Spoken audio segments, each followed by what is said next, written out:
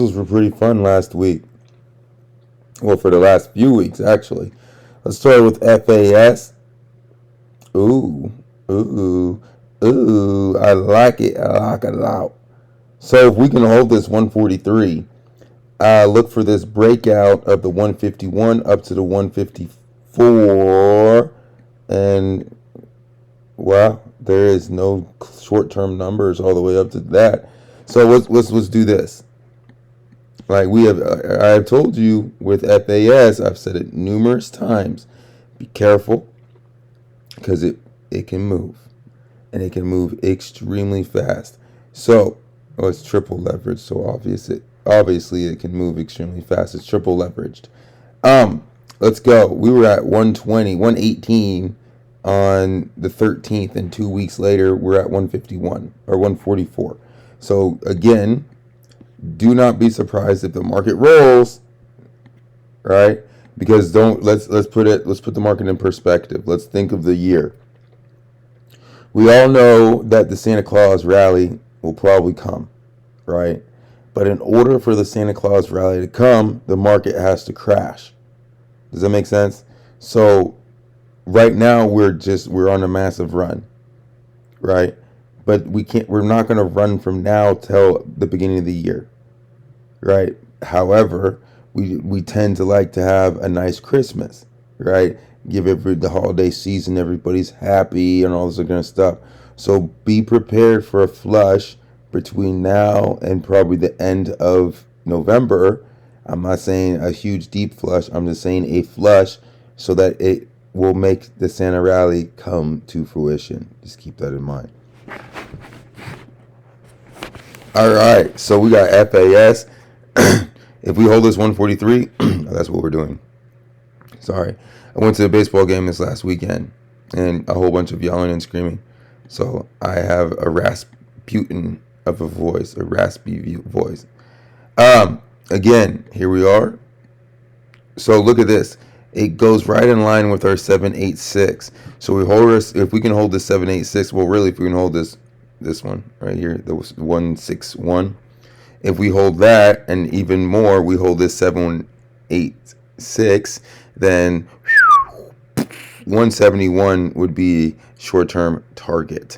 Well, short-term target would be 54.41, secondary target 59, third-day target 171. Now, like I was saying, the Christmas rally, do I see it's coming here? Yes. Or at least here? Yes. But do I see it's going from here to here? No. I see it's coming from like maybe here to maybe close to here to down to here, maybe to up to here, right? Because we all know FAS is extremely volatile. But let's look at the rest of the banks. We're all out of earnings season, which is amazing. KKR, I am so frustrated. We did not catch this with the options. This is just beautiful. It's just beautiful. It's just like it hasn't gone down.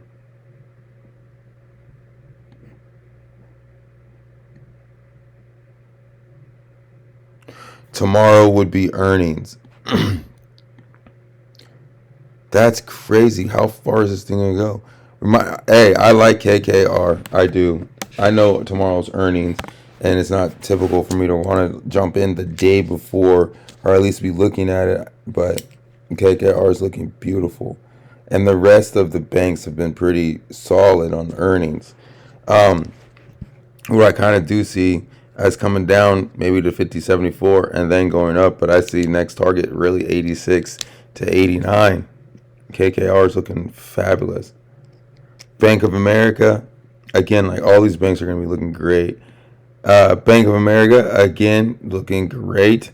If we can hold this 47.28, that would, I mean, literally, I'm going to buy all the way, anything above the 47.28, all the way up to the 50.15. The 50.15, I would say, would be our most immediate target, unless something drastic happens. We're pretty strong. Again, I'm going to reiterate the fact: a flush will come. It will. When I can't predict when, right? But just in order for the Santa rally to come, we need a dump off. So just keep that in mind. Don't get too greedy. In other words. We got dividend coming up on the 10th. Let's talk to Chuck. Chuck's looking pretty good. This is what I like about Chuck. I like that we had basically 3 days and then we bounced and we're starting kind of hover. I like Chuck. We'll put Chuck on the list.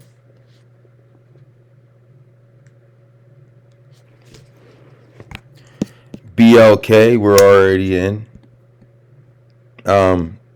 959 is short immediate target. 980 would be long-term target. I do not see anything. I'm gonna reiterate that. What did I do? I just screwed up my pen, man. Over here playing around. There we go. Yeah, I don't see any problem. BlackRock. Same thing with TROW. I'm more frustrated with TROW because it was on the list. I had it and I sold it. And look at this beautiful move. What a beautiful move. Beautiful move. We really went from 202 to 216. Stopped out on like basic. Oh man, what a beautiful move. Beautiful. Again, TROW. Mr. Rowe. 225 would be our target. Mr. Rowe. Goldman Sachs is another one, man. Well, not really. Goldman Sachs, just be easy. We're kind of breaking it. We're having some trouble breaking out right here, which is also this breakout. But when we do, our momentum should easily push us to that 428. Now, remember, Goldman Sachs is kind of like FAS, where it can move. And it can, if you're on the wrong side of Goldman, you will wake up hurting and crying because Goldman will move 20 to 30 points damn near. It feels like within a very short span of time. BX.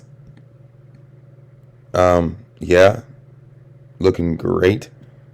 We hold this. We are breaking out of the 44.63. Our earnings are coming out for $1, which is on the 20. Oh no, they pay, yeah. Dividend. They pay dividends on the 29th. Aha. Yes, they did. We double played this.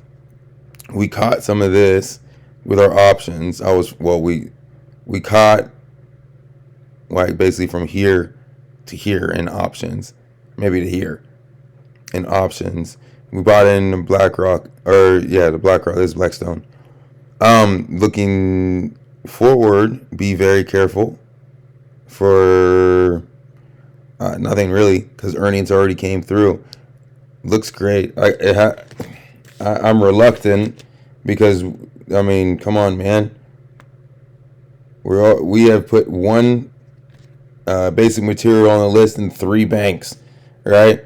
But I can't argue it. As long as we hold this 136, we're breaking out to new highs with the overall target more closer to 156 to 159. Now let's bring this in perspective, man.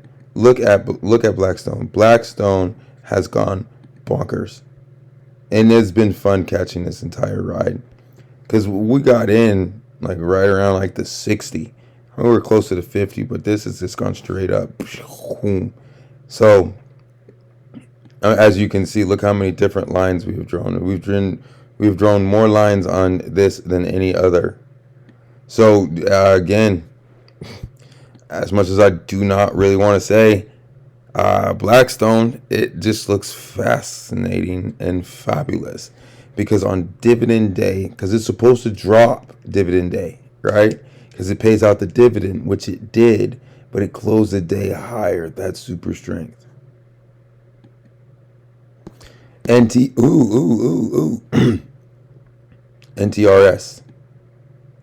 What do we do on earnings? Let me see this again. We beat, but not like super duper duper. I mean, just because the whole banking sector is going bonkers. Buy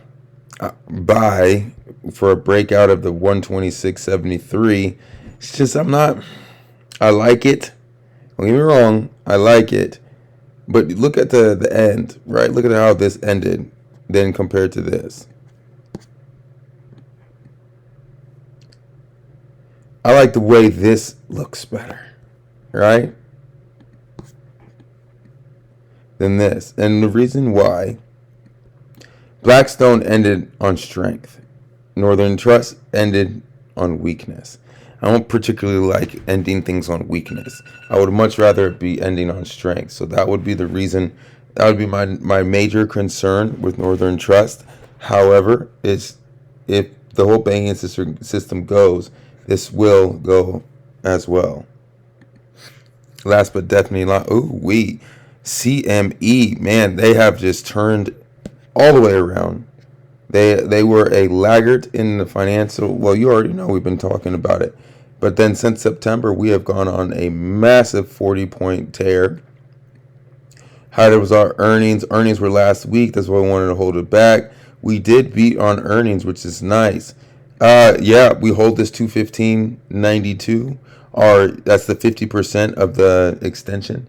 With a 234 to 244 target.